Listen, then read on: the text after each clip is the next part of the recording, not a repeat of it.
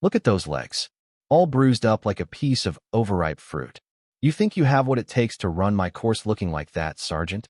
The crowd of recruits, all broad shoulders and nervous energy, snickered. They stood in the oppressive Georgia heat, the air thick with the smell of dust, sweat, and pine sap. The voice belonged to Staff Sergeant Barnes, a man whose neck was as thick as his prejudice, and whose authority was wielded like a blunt instrument. He paced before the assembled formation, his boots crunching on the gravel, a predator circling his prey. His target was a woman standing at parade rest, her posture immaculate, her gaze fixed on a point somewhere beyond the horizon. She was of average height, with a wiry frame that seemed almost lost inside her fatigues.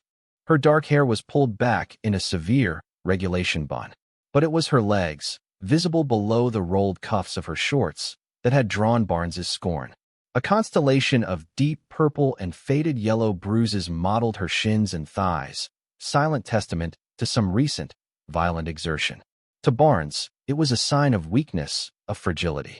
Proof that she didn't belong here, on the hallowed ground of his infamous obstacle course, a monster of wood, rope, and steel known only as the Reaper. He stopped directly in front of her, leaning in so his voice was a low, conspiratorial growl meant for everyone to hear.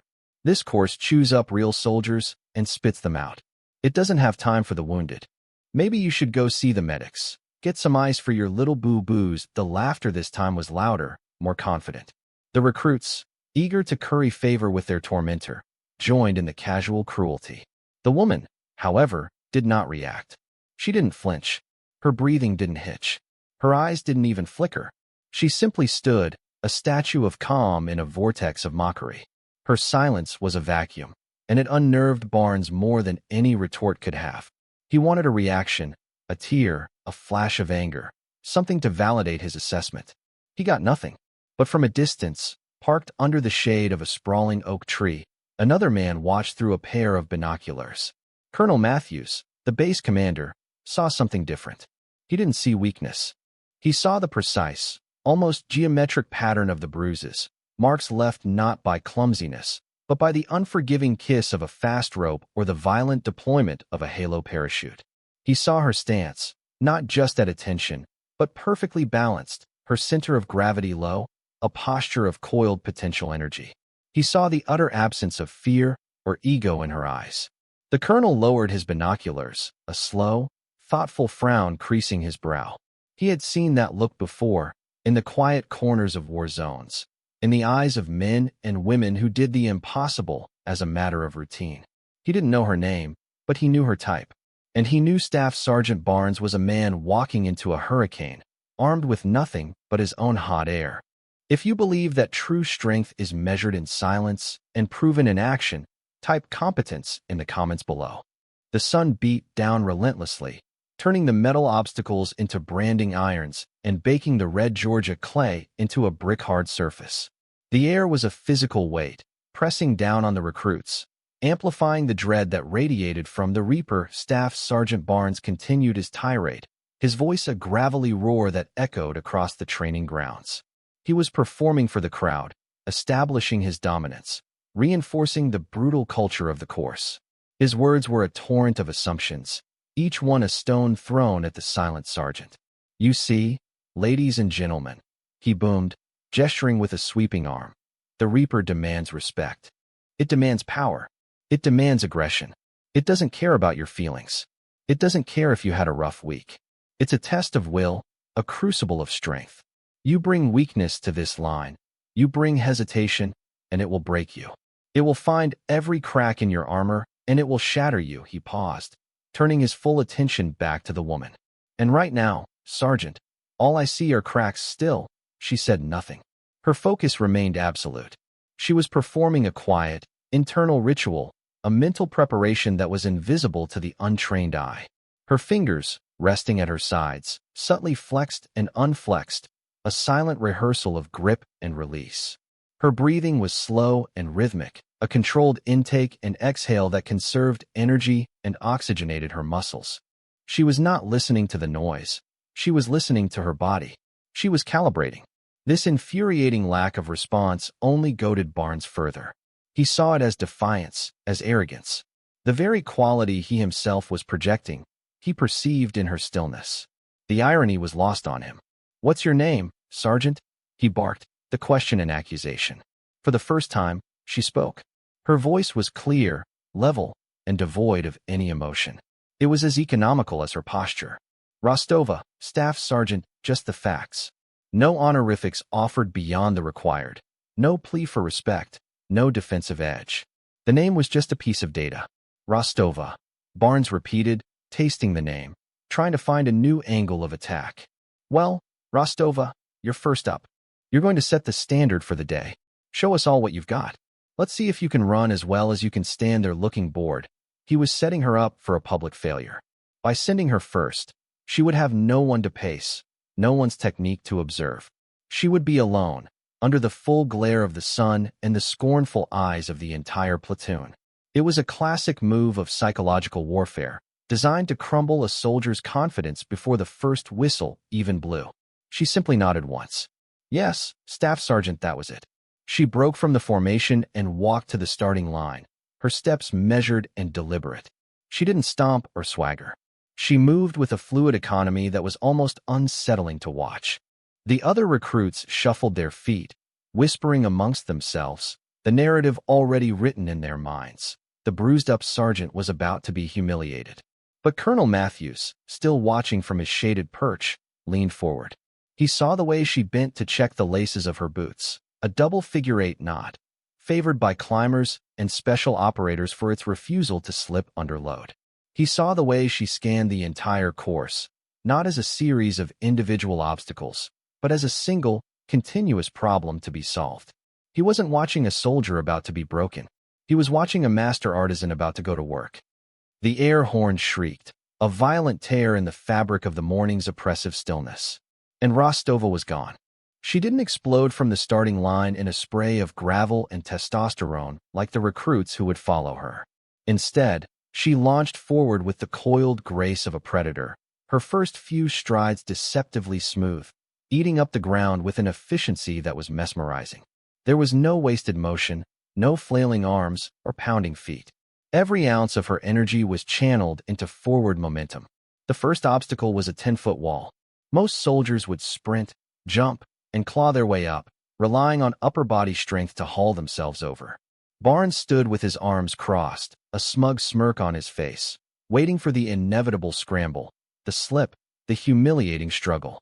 Rostova approached it at a steady pace, and in the last 3 feet, she planted her left foot, took one powerful step onto the wall with her right, and used the momentum to propel her body upward, her hands catching the top ledge in a single, fluid motion. She didn't pull herself over. She vaulted, a seamless transition of kinetic energy that put her on the other side before most onlookers had even processed what had happened. There was a collective, involuntary intake of breath from the recruits. The smirks began to fade, replaced by expressions of confusion. Barnes's own smirk faltered, his arms uncrossing. Next came the weaver, a series of angled logs she had to weave her body over and under. The brutes would muscle through, scraping their backs and shins, their movements jerky and exhausting. Rostova moved through it like a ribbon of smoke. She kept her body low, her core engaged, rolling over the logs and sliding under them with a liquid grace. Her bruised legs, the very source of Barnes's mockery, were a blur of precise, powerful movement, finding purchase and leverage where others found only splinters and pain. She wasn't fighting the obstacles, she was dancing with them. She was solving them. The narrator's voice in the recruits' heads began to change. The story of her imminent failure was being violently rewritten with every obstacle she cleared. The pit of muddy water, the 30-foot rope climb, the treacherous balance beams, she flowed over and through them all. On the rope climb, she didn't use the clumsy leg-wrapping technique taught to basic trainees.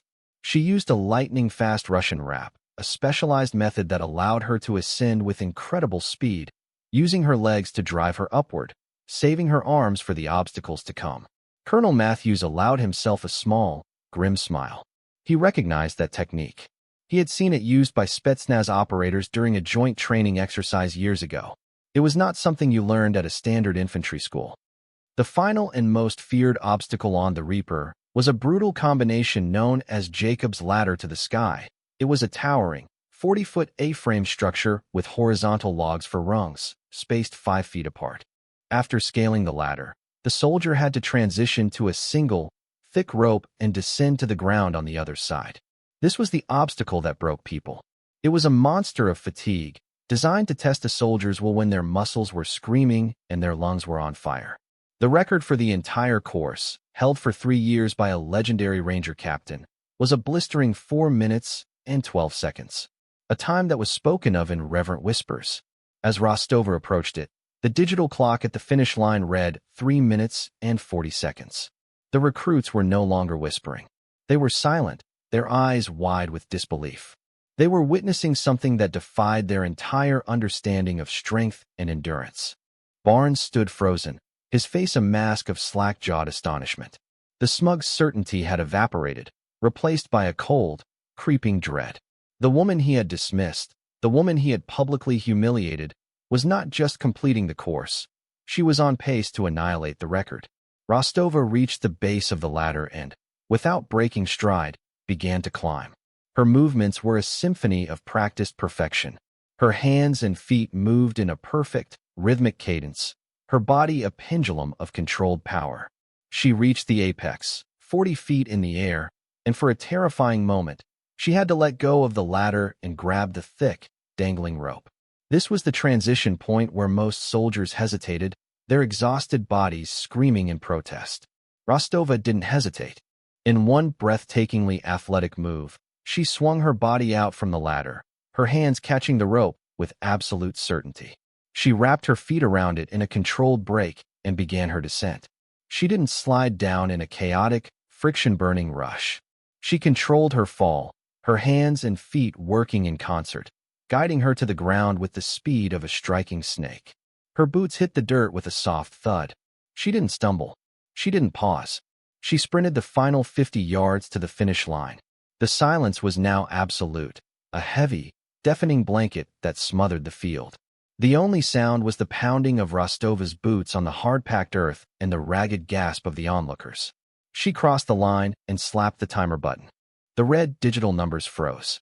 For minutes, 5 seconds, a full 7 seconds faster than the unbreakable record. For a long moment, nobody moved.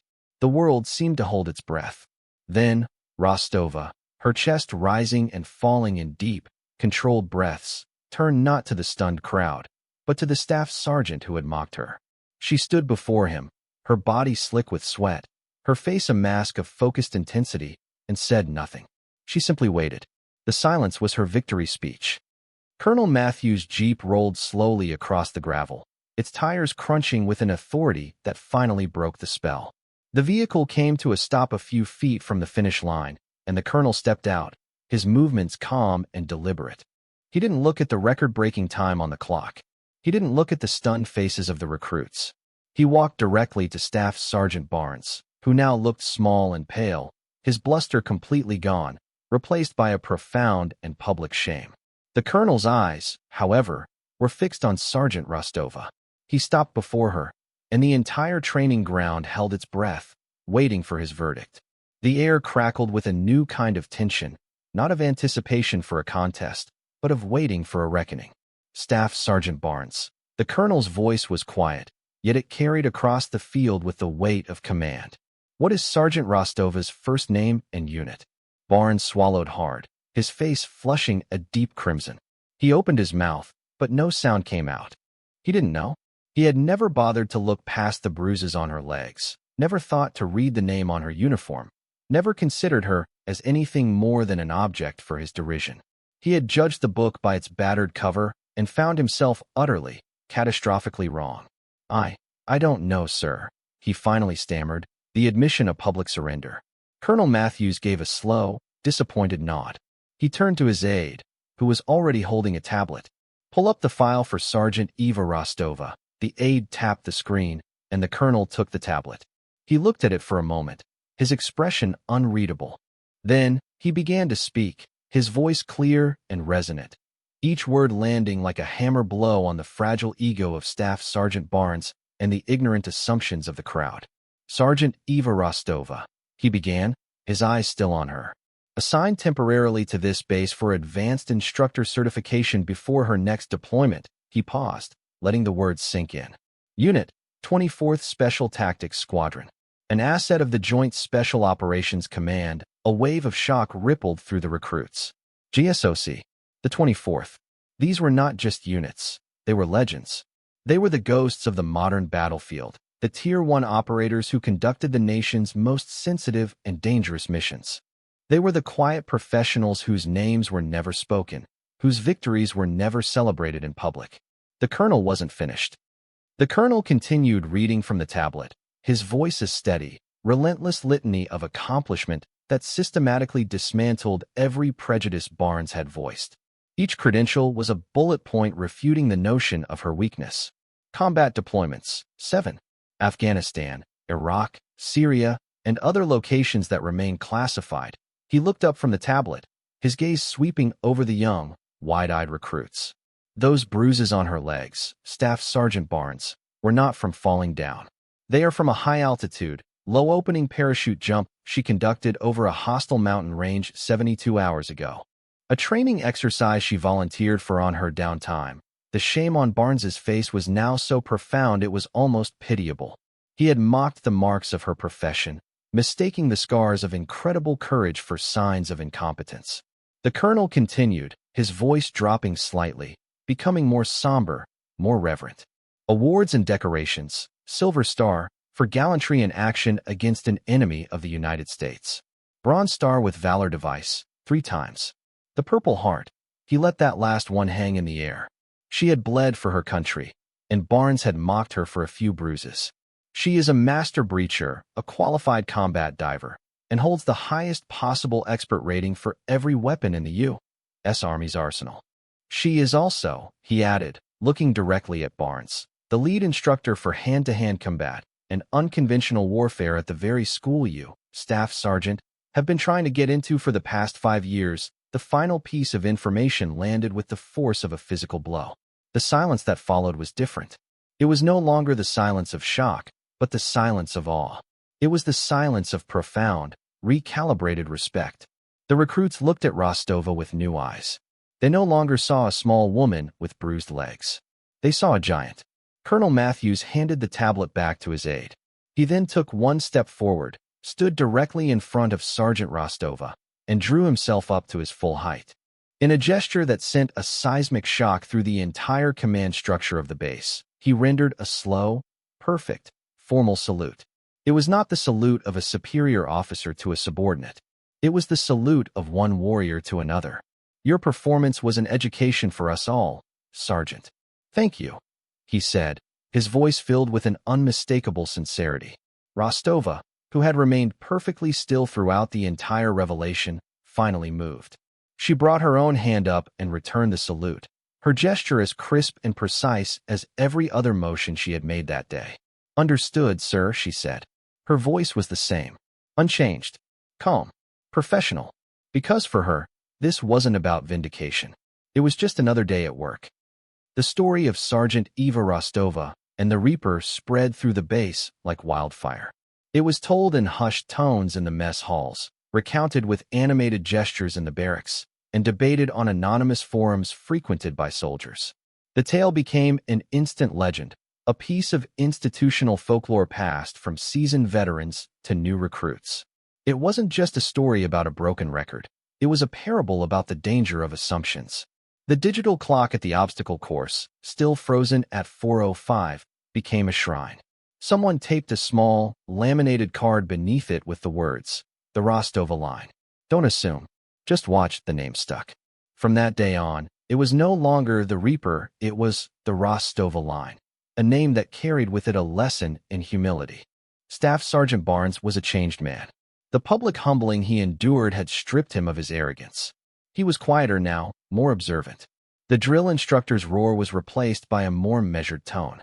He was still hard, still demanding, but the casual cruelty was gone, replaced by a new focus on technique and efficiency over brute force. A few days after the incident, he found Sergeant Rostova in the training facility's gymnasium, where she was meticulously cleaning a specialized rifle, an M210 enhanced sniper system. a weapon he had only ever seen in manuals. He approached her cautiously, not as a superior, but as a student. He didn't offer a clumsy, formal apology. He knew words were insufficient. Instead, he gestured toward the course, visible through the large bay doors. "The Weaver," he said, his voice rough. "Your hip transition. I've never seen it done like that. You didn't roll over the log. You used it as a fulcrum." Rostova paused her work. She looked at him, her expression neutral. She recognized the question for what it was, an olive branch, an admission of her expertise. It was his way of apologizing. She picked up a wooden dowel from a nearby rack. "You're generating too much friction," she explained, her voice calm and technical. "You try to power over it. Don't fight its shape. Integrate with it. Your center of gravity should pass under the apex of the curve, not over it. It saves your shoulders and your spine." She demonstrated the movement with the dowel, her body flowing through the motion with an instructor's precision. It was a masterclass in biomechanics and energy conservation, delivered without a hint of ego or condescension. Barnes watched, absorbing every detail, his face a mixture of gratitude and regret. He had been given a gift, a piece of invaluable knowledge from the very person he had tried to tear down. He simply nodded. "Thank you, Sergeant." "You're welcome, Staff Sergeant," she replied, and returned to cleaning her rifle. The lesson was over. The debt was paid. Respect had been earned, not through rank or volume, but through the quiet currency of undeniable competence. The ripples of that day continued to expand, subtly altering the culture of the entire training base. The legend of the Rostova line became a mandatory story for every new cycle of recruits. Instructors used it as a teaching tool, a stark reminder that the most formidable warriors are often the ones you least expect. It became a lesson not just in physical performance, but in character. The focus of the training began to shift. While strength and aggression were still valued, they were now balanced with a newfound appreciation for technique, strategy, and what the instructors started calling economy of force. They taught recruits to solve problems, not just smash through them. They encouraged observation and critical thinking, fostering a generation of soldiers who were not only strong, but smart. Sergeant Rostova, for her part, deflected any and all praise. When younger soldiers approached her with awe, she would gently steer the conversation away from her record-breaking run and toward the fundamentals of their own training. She would speak about breathing techniques, the importance of core strength, the mental discipline required to stay calm under pressure. She never spoke of her own accomplishments, only of the principles that made them possible. She was not building a legend around herself. She was building a legacy of competence in others. A photograph eventually appeared on the main bulletin board in the command building. It was a grainy shot, taken from a distance, likely by the colonel's aide. It showed Rostova at the apex of Jacob's ladder, a lone figure silhouetted against the bright morning sky. She wasn't struggling or straining. She was a picture of perfect form, a body in complete harmony with the challenge before it. Underneath the photo, Colonel Matthews had placed a small brass plaque. It didn't mention her name or the record. It contained only 3 words. "Competence is quiet." The phrase became the unofficial motto of the base. It was a constant, silent reminder that true worth is not found in boasts or bluster, but in the silent, steady, and irrefutable evidence of a job done with excellence. The story taught a generation of soldiers that respect is something you earn in the silence between actions, and that the loudest person in the room is often the one with the least to say. Her legacy was not the time on the clock. It was the change in the hearts and minds of those who witnessed it. Months later, a new class of recruits stood sweating in the same Georgia heat, staring at the formidable obstacle course. A young, sharp-eyed drill instructor, one who had been a nervous private in the crowd that day, stood before them. He pointed a thumb over his shoulder at the towering structure of wood and rope. "That is the Rostova line," he said, his voice firm but respectful. "It holds the record, set by a sergeant you will likely never meet. She was not the biggest person on this field. She was not the loudest. Most of you, if you saw her, would probably have overlooked her." He paced before them, his eyes scanning each face. "Before you attempt this course, you need to understand something. We are not here to teach you how to be strong. We expect you to arrive strong. We are here to teach you how to be smart, how to be efficient, how to be professional. Strength will get you to the first wall. Competence will get you to the finish line. He stopped and looked them all in the eye. There is a picture in the command building.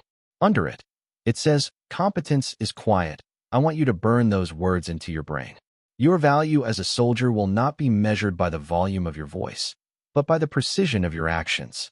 It will be measured when you are tired, when you are under pressure, when everyone else is shouting and you are the one who remains calm, focused, and lethal. That is the standard here. That is the legacy of the Rostova line. A young recruit, emboldened by the instructor's tone, raised his hand. "Sergeant, what happened to Sergeant Rostova?" The instructor allowed a rare, thin smile.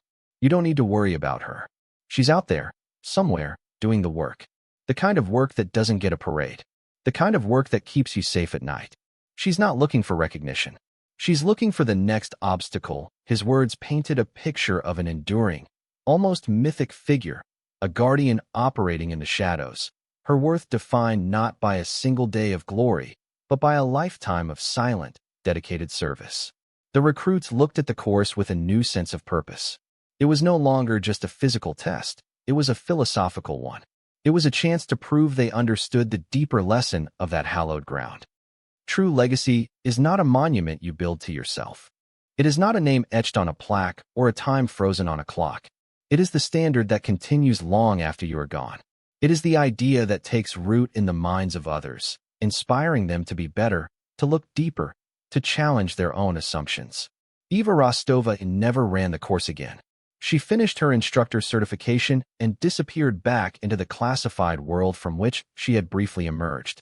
She left behind no statues, no award ceremony, no interviews. Her only monument was a subtle, yet profound, shift in the mindset of an entire military base. Her legacy was the quiet understanding that the most dangerous weapon on any battlefield is a calm mind. It was the lesson taught to every new soldier that judging by appearance is a fool's errand, because the person you dismiss today might be the one setting the standard tomorrow. Her triumph was not in breaking a record, but in breaking a culture of prejudice. It was a victory for every quiet professional who ever let their actions speak for them, for every individual who endured mockery in silence, knowing their vindication would come not from a clever retort, but from the undeniable evidence of their own excellence. The story of that day became more than just a memory, it became a compass. It pointed toward a true north of professionalism, where ego is subordinate to mission and where respect is the natural consequence of demonstrated competence. It taught that the bruises and scars we carry are not signs of weakness, but maps of our experience, testaments to the challenges we have overcome. They are a language that only other warriors can truly understand. And in the end, it is not the noise of the crowd that defines us, but the quiet echo of our own integrity, the silent testament of a job well done, a standard upheld, and a legacy that empowers others to climb higher. For more stories where quiet competence triumphs over loud arrogance, and where silent strength defines a hero's worth, subscribe to Unknown Heroine Stories.